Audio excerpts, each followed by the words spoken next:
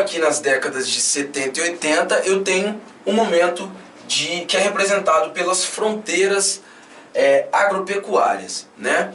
Então, essas fronteiras agropecuárias de 70 e 80, elas vão representar novas áreas aí de atração populacional que serão representadas pelo Sul e pelo Brasil Central, né, que são as áreas que vão atrair aí o contingente populacional. E também o Centro-Oeste, que vai representar a nova frente agrícola, né, que produzia muitos grãos e se destacava nessa atividade aí, fazendo com que houvesse, portanto, um grande contingente populacional migrando para essas áreas. Então, percebam como essas migrações interregionais, elas vão estar sempre ligadas a essas atividades e, consequentemente, as modificações que vão ocorrer nesse deslocamento, né?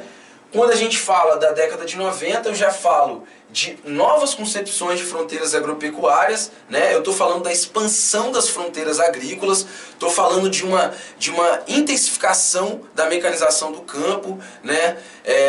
Um momento, portanto, que a gente tem aí a área do estado do Amazonas sendo mais uma vez foco de uma recepção de pessoas ali por conta do agronegócio, né? Uma atividade que a gente já sabe envolve muitos insumos, muito maquinário, e com isso também vai ter uma atração de pessoas para que venha ocupar espaços dentro do contexto das atividades que estão em torno desse destaque, né? E além do estado do Amazonas, nós também temos como um todo a região norte do Brasil por conta dessa expansão das fronteiras agrícolas aí. A gente sabe que o contexto brasileiro, né, é um contexto que é marcado por grandes latifúndios e cada vez mais o agronegócio tomando novas áreas e expandindo as suas áreas de atividade, beleza? E a década de 2000, uma coisa que a gente vai perceber na década de 2000, então, vai ser o retorno de grande parte das pessoas oriundas da região Nordeste, voltando por conta de uma descentralização industrial, né? Outras atividades também que vão atrair ali no Nordeste, e além disso o grande desenvolvimento que essas áreas também vão estar passando, o que vai atrair, né, pessoas para essas áreas devido à construção civil e outras atividades de serviço e comércio também na indústria, né, que a gente vai ver adentrando também na região Nordeste. Então, enquanto em outro momento a gente analisa que a região Nordeste ela vai representar grande repulsa, né, dessa população, agora, já na década de 2000, ela vai representar agora certa característica de atração, né? Ela apresenta determinados atrativos que fazem com que essas pessoas retornem, né, para essas áreas e, por que não, outras também que vão migrar dentro desse contexto interregional para a região Nordeste, impulsionadas por essas atividades. Beleza? Então aqui nós temos uma imagem que representa esses fluxos migratórios no Brasil. Aqui nós temos algumas setinhas, né, que são representadas por algumas atividades elencadas aqui. No nosso primeiro mapa, aí ó, reproduzindo aquilo que a gente falou, né, uma certa concentração que ocorre nessa parte litorânea e para o interior, que já não é tão interior assim, se for tratar da nossa grande extensão territorial nacional, né? Nesse primeiro momento, séculos XVI, representando o século XVI, no ano de 1860, nós temos a criação de gado, né, representando as setinhas rosa aqui, do litoral para o sertão nordestino, a mineração, representando as setinhas verdes, né, que vai dos anos de 1690 a 1760, mais ou menos, que vai representar essa movimentação, como a gente falou, né, do Nordeste e Planalto Paulista para Goiás, Mato Grosso e Minas Gerais, e a cultura do café, essas três setinhas ali alaranjadas, né, laranja, que representa 1810 a 1860, das áreas mineradoras, Goiás, Mato Grosso e Minas Gerais, para o Vale do Paraíba, São Paulo e Rio de Janeiro, onde concentravam. No nosso mapa 2, então, para continuar aí representando de forma imagética, que fica mais fácil para a gente entender, o mapa 2 então vai corresponder de 1860 a 1950, né? Onde temos essas 4 setinhas, temos uma nova setinha agora, a cultura do algodão também, que pode ser citada, que ocorre dentro de 34 até 40, mas enfim, a extração da borracha, como a gente falou, que vai do Nordeste, principalmente do Ceará, para o Acre e região amazônica, 1869 até 1912, a cultura do café, 1860 a 1930, do Nordeste e Sul para o Oeste paulista, cultura do algodão, como eu falei, de Minas Gerais e da Bahia para o Oeste paulista. Então percebam como São Paulo vai atraindo de forma demasiada aí a população dessas áreas. E a extração da borracha em 1942 a 45 do Nordeste para a região amazônica. E aí nós temos o mapa 3, né, um pouco mais complexo, que vai corresponder aos anos de 1950 até 96.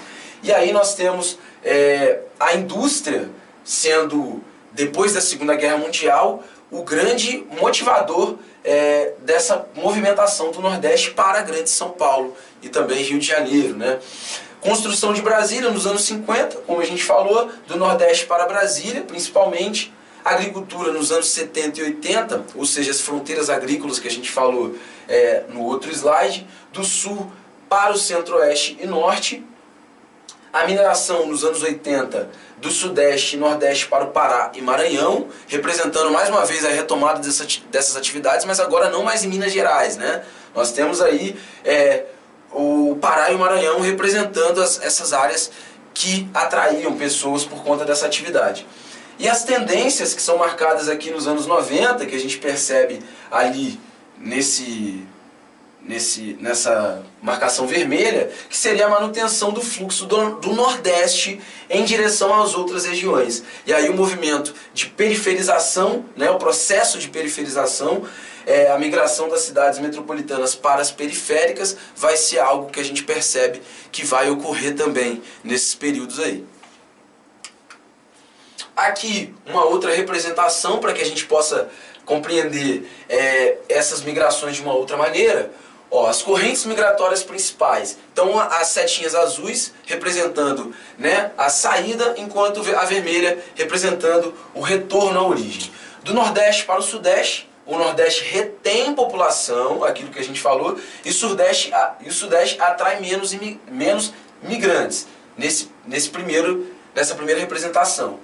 Aqui, nesse caso, Centro-Oeste e Norte Paraná. Fim do movimento de expansão da fronteira agrícola. Então a gente percebe aí o retorno à origem a partir dessa setinha vermelha. E aqui, Minas e Rio de Janeiro. Inversão do movimento migratório. Então, no momento a gente tinha a saída, né, representando a seta azul, de uma área que outrora tinha recebido pessoas, agora uma saída e um retorno à origem, representando essas duas setinhas aí. Beleza?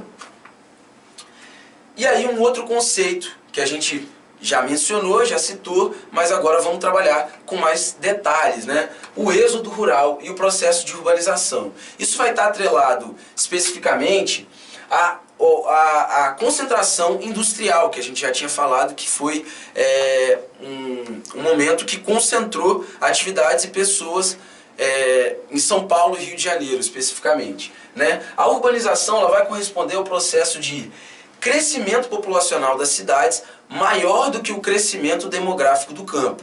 Então, quando a gente fala do conceito de urbanização, eu não estou falando de uma ampliação física, porque geralmente quando a gente ouve esse termo urbanização, a gente já remete à cidade, né? Mas quando eu estou falando de urbanização, não tem a ver com o aspecto físico, ampliação física dessa cidade. Não é o crescimento urbano. Eu estou falando do processo de crescimento populacional, que vai corresponder das cidades sendo maior do que o crescimento demográfico do campo. Então, um crescimento populacional na cidade aí, mediante o campo, né? Então, o espaço rural deixa de concentrar mais pessoas, deixa de ser o nosso representativo populacional, ou seja, em um momento da nossa história, nós éramos uma população basicamente rural, mas diferente dessa transformação que vai ocorrer, porque aí o espaço urbano já vai concentrar mais pessoas, sobretudo a partir da década de 60, né? A gente vai analisar isso. Então, esse espaço rural, aos poucos, ele vai dando origem a esse espaço urbano, né?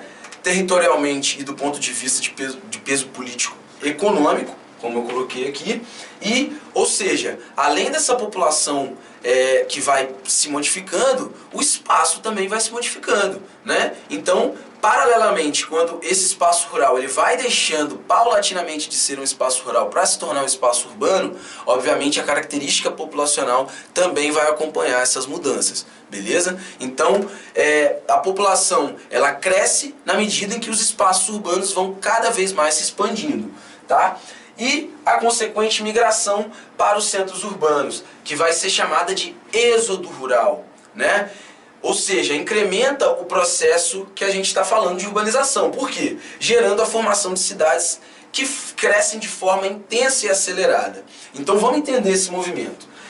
Eu tinha uma população que era demasiadamente rural, e aí ela se torna, na medida em que a gente analisou aquelas atividades econômicas, ela se torna uma população urbana, crescem-se os espaços urbanos, crescimento urbano ocorre, e com isso eu tenho aquela migração que vai ocorrer das áreas do Nordeste, por exemplo, que vai justamente representar esse êxodo rural. As pessoas saindo dessas áreas rurais em busca de emprego, de melhores condições de vida, já que estava acontecendo a mecanização do campo, e já que isso fazia com que houvesse bastante desemprego naquelas áreas. Então, está aí um grande fator que motiva esse deslocamento e, portanto, o nosso conceito de êxodo rural sendo explanado aí. Aqui nós temos um gráfico que vai demonstrar justamente essa transformação da dinâmica populacional que a gente tem de rural para urbana. A gente sabe que a gente vivenciou uma industrialização tardia, né? Então, o nosso processo vai ser bem diferente de outros países, como na Europa, por exemplo, e aí a gente percebe isso quando a gente analisa a questão temporal aqui, né? A gente tem o crescimento da taxa de urbanização ao longo dos anos se atenuando principalmente aqui a partir da década de 70, né? Esse salto, ou seja, década de 60 para 70, esse salto, e aí um crescimento que até o momento, no nosso último censo de 2010, né, pelo IBGE, só havia crescido. Então, aqui essa outra representação, esse outro gráfico aqui, que vai mostrar a taxa de urbanização brasileira sendo representado em azul pela população urbana e nessa cor rosa a população rural. Então, vamos perceber que de 1940 até 1960 eu tinha um quadro de população rural que era maior do que a população urbana. Entenderam? Ó, 40, 50, 60, porcentagem aqui em azul, né, que vai representar a população urbana, é menor a rural. A partir da década de 70, e aí a gente lembra de todas aquelas atividades econômicas lá atrás, que vão representar esses fatores de motivação para esse deslocamento, vão aí representar essa inversão. E, portanto, atualmente, então, somos considerados uma população majoritariamente urbana.